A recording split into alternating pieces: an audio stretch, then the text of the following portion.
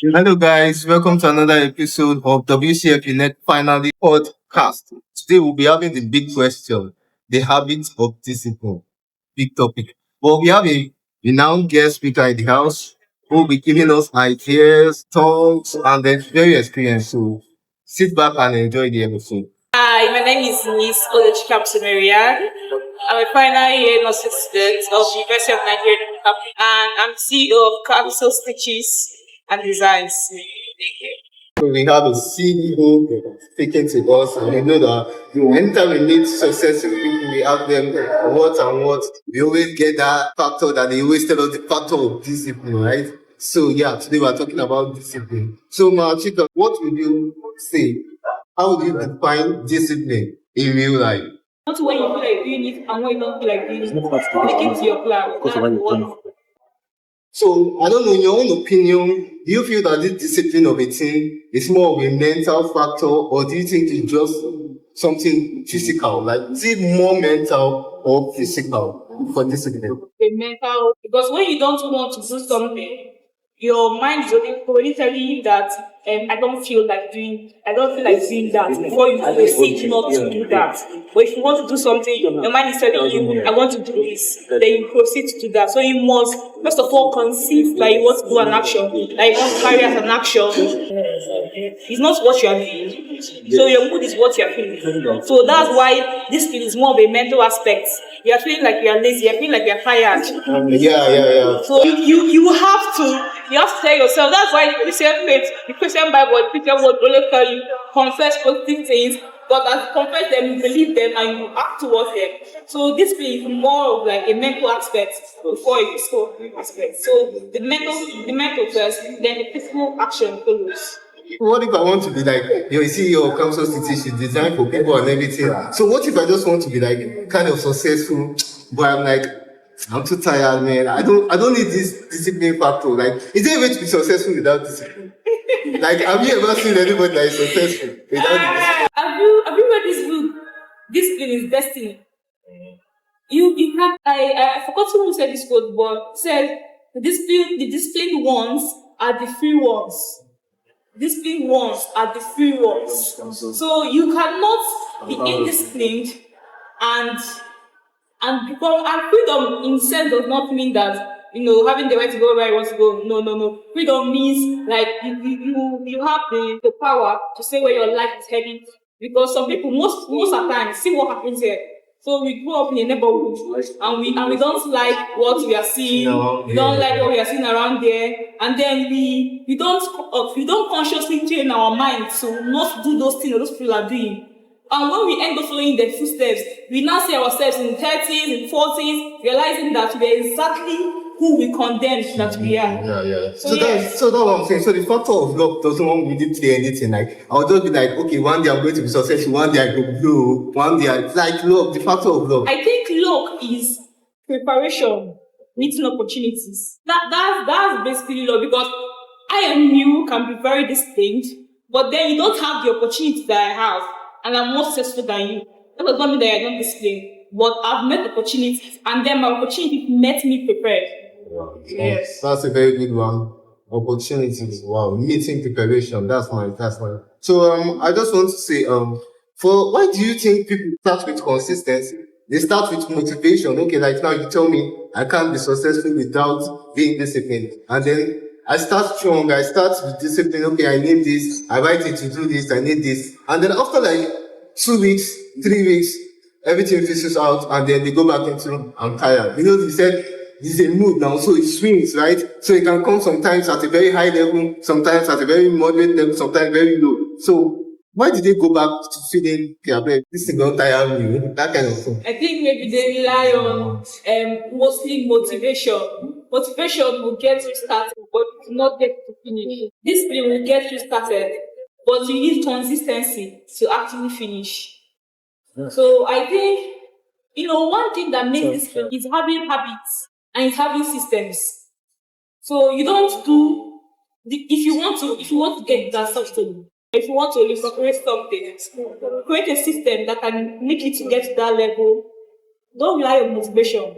For example, if we have two fashion designers that say that they will be posting content like every first 30 days, and one designer took out a whole night to plan and make videos of all the content she be posting for that 30 days, and one was like, after listening to a motivational podcast, first was like, okay, we start tomorrow, chin, chin, chin. Wait, that factor, yeah, that is the easiest part. The easiest factor is that I will start tomorrow. Why do you find it so easy to say, okay, I'm going to start tomorrow? Because procrastination is so easy, laying up the weight of today's to the next day. I will start tomorrow, And then tomorrow you might actually start because not motivation, but still in your head and all of that. But then you find out that your plan does not actually happen the way you want. Your day cannot actually go the way you have fully planned it, especially when you're still like growing.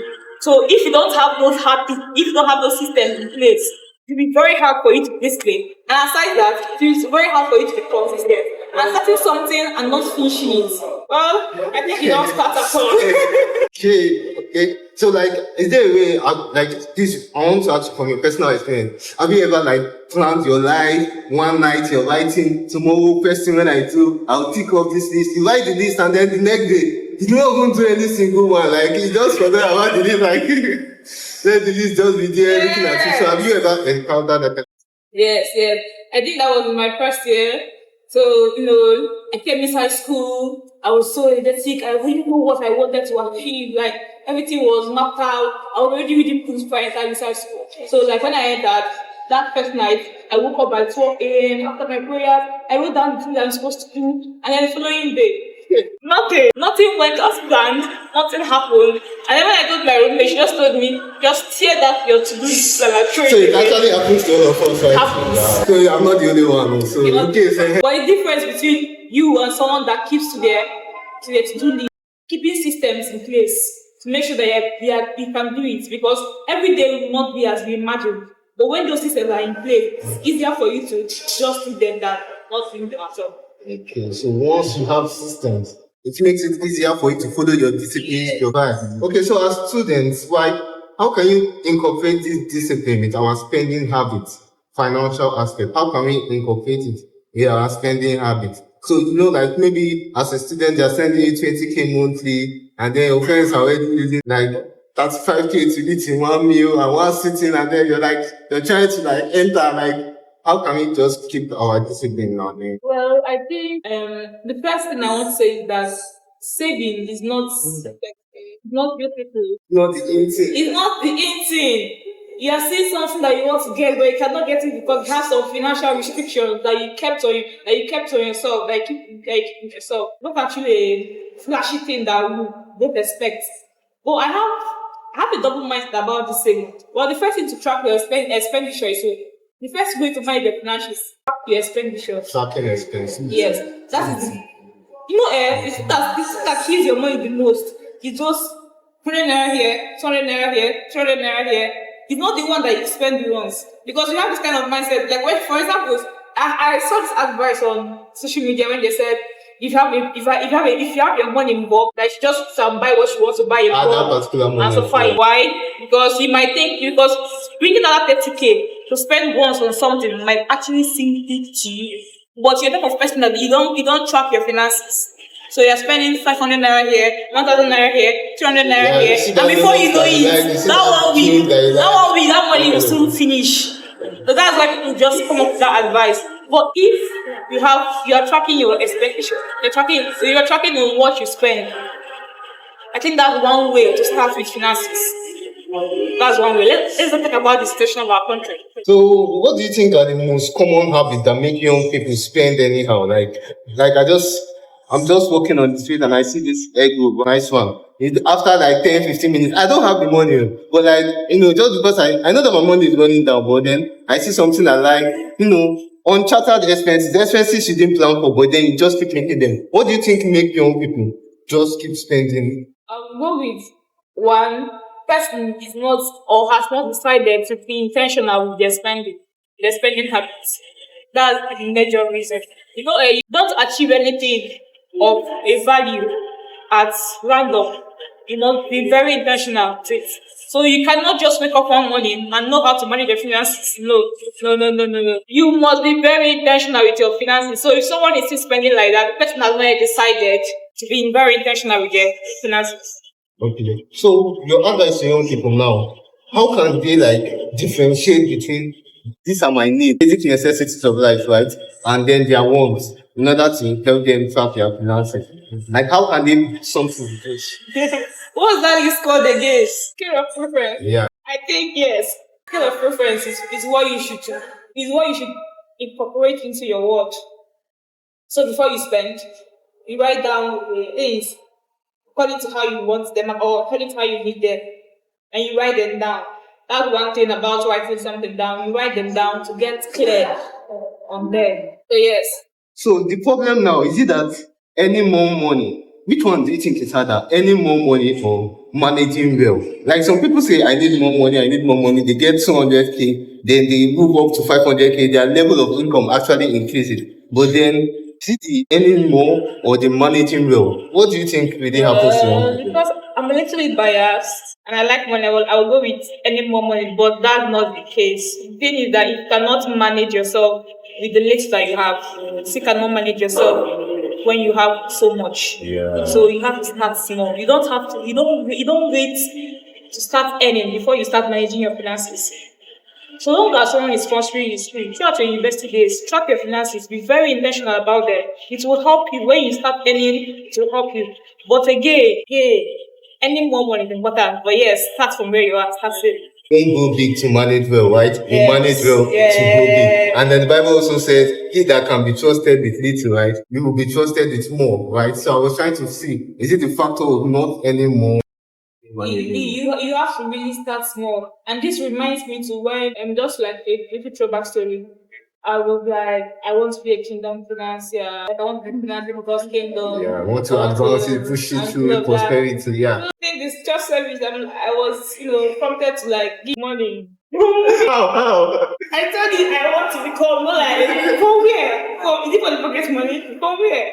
But yes, I think what I learned that day is that if you cannot, as a student, no matter how much money that you have, you cannot donate the rate that you have to God's kingdom. What makes you think that when you have rates that you get to donate? No, now the feel they will have surplus in there. No. People don't understand that the more you grow, even in wealth and all of that, the more you see, the more things you see, or how would I Yeah, put the it? more you want to improve your lifestyle. Yeah, aside improving your lifestyle, the more you grow, the more you see more things that you want to do with your money. Now your problem is just I want to buy the pink charts and all of that. When you grow up, when you keep growing and you keep amassing wealth, what will now be bothering you? Maybe you want to get a private jet, or you want to do that. It never stops. The desire to get more never quenches. You keep climbing and climbing and climbing. That's why the thing that what you cannot do when you are with the late that you have, there is a low probability that you can do that when you have so much. So yes, just start from where you are, start small. Okay, so start small, start small. So you know that in Nigeria, the system now is not really like balance. Should I say balance, or should I say some have connection, some don't have connection? Now we see that the connection will tend to pull someone up, right, financially, and the one without connection is trying to like take 30 years to get to that kind of place. So like, what would you advise that person like without connection? Like, how can I build our plans without connection? This question has a lot of answers.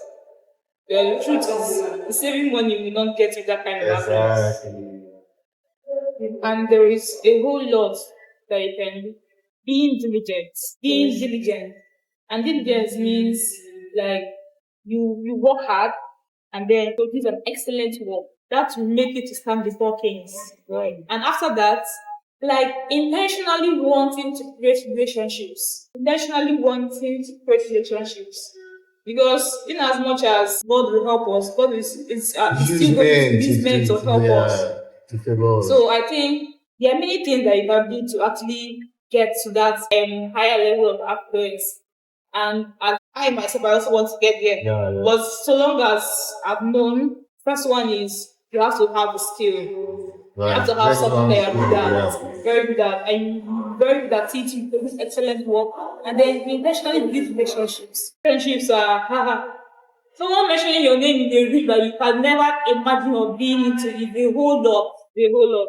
And there are also many answers to that, but I'll stop here. Okay, wow. So I just want to chip in, the story of Joseph, he was in his house, his father loved him, maybe probably because he was one washing plate or washing his father's clothes, for example, not like it was written there, right? So then he got to Potiphar's house, he was doing the work very well, he found favor with Potiphar, he went to prison, the prison guard liked him more, that kind of thing. So the aspect of favor, you see like the combo between like a combination of favor and discipline. What do you think that would lead someone to like just summarize? We know the story of Joseph, so we saw how it happened. So Yeah, someone being disciplined and someone having the favor of God. You're top already now, you're in the highway to the top, like you're already there. Imagine being very good at what you're doing and then there's the power of God around you. Oh my God. Jesus Christ, it's only God that can say where you stop. you don't have limits. Just check the scriptures in the Bible. If you going to. So the Bible says, those that don't know their God shall do exploits, right? And that's why it's important to not do like that. I know that there have been many successful people that have made it in life without God. Yeah. But telling you that it's having a very great privilege to do life. So what would you say, like we're wrapping up now, so what would you say as your advice to someone young? The person is like, okay, I'm too lazy, I'm not disciplined. What kind of baby steps can you give the person to like build discipline? Your advice to the person. Baby steps, so that he's seeing you discipline as a very high something. What kind of baby steps can the person take towards becoming the best at it? Okay, first I want you to like determine within yourself that you don't like and that you want to change who you want. See, the human's mind is so powerful that you can do a whole lot. The word of God says, as far as you can see. Once you decide something, the first thing is to decide that I want to be very intentional about my life. And I want to be able to do things that I want to do, even when I don't feel like doing them. The best thing to do is to start small. Okay, I'm going to be reading 30 minutes every day. Every day. Every day. From the beginning of the semester to the end of the semester. Every day. 30 minutes. It might seem small, but once you have done that consistently, you'll be gaining momentum to extend your time. So you don't act at once. Start. Don't want to be get better, like 100% better today, and then tomorrow you are down to 0. I think 1% better every day. 1%. Every day. Even if 30 minutes is too much for you, reach 15 minutes. So thank you guys very much for watching, and I hope you guys learned that discipline is a major factor in becoming successful, right? Yes, you cannot override it. You cannot override it. Disciplined ones are the free ones. Yeah. Don't. You've heard it from our capacity. Don't do life without being disciplined, okay? Okay. Yeah, so thank you very much for watching. See you in our next episode. So don't forget to click the subscribe button, like, and share to all your friends. Thank you very much.